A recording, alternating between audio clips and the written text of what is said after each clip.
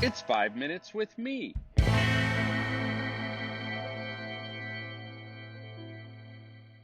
Hello, friends, and welcome to episode 50 of 5 Minutes with Marko. Wow, 50 episodes. I think all podcasts can now cease existing because we've reached this important milestone. 50 times 5. I mean, it's like, what? It should be really easy. I should have done that math ahead of time.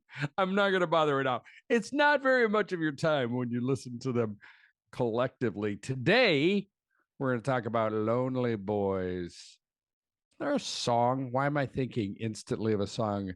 Such a lonely boy.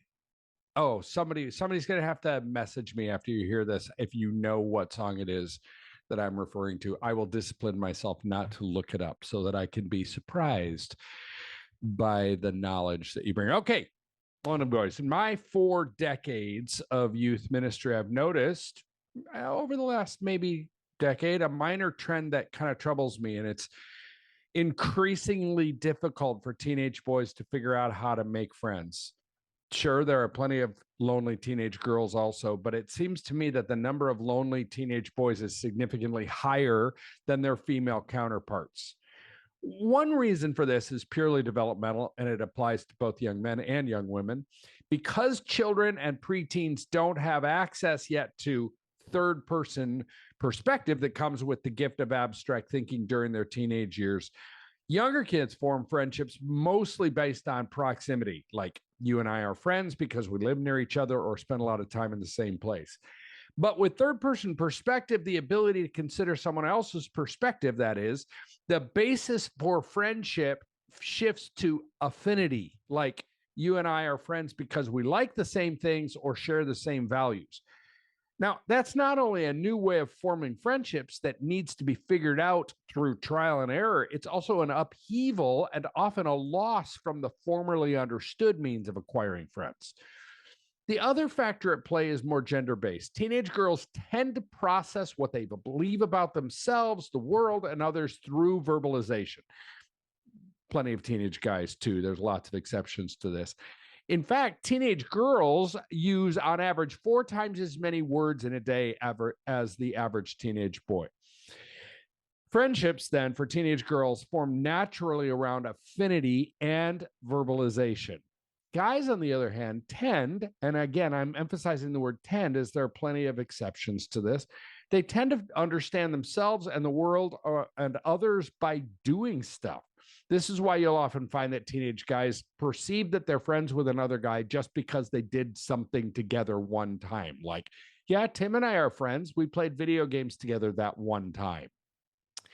And the youth ministry challenge is this. Our ministry is often focused mostly on getting teenagers to talk. This is very important for spiritual development. Talking about beliefs is critical to adolescent faith formation, but it's not all that helpful for teenage guys in forming friendships. And all the current cultural realities of social media and other factors, like the fact that our culture has told them the strong silent type is a great male archetype, and we're left with lots of lonely guys. So what can you do? A handful of ideas.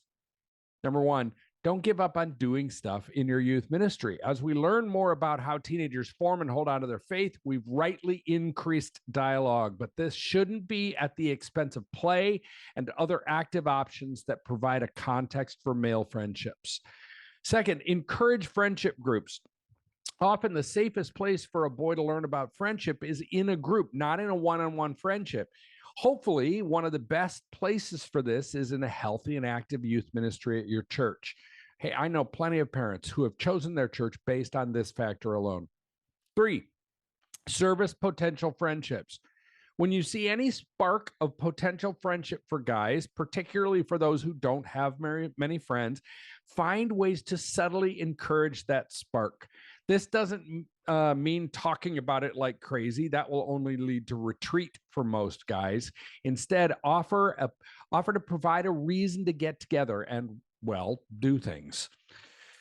Third, Or fourth, I'm losing track of my numbers here. Encourage parents to make their home a safe place for their son to have a friend over, a place where he won't be embarrassed or treated like a little kid in front of his friends or potential friends. Next, I'm giving up on numbering these.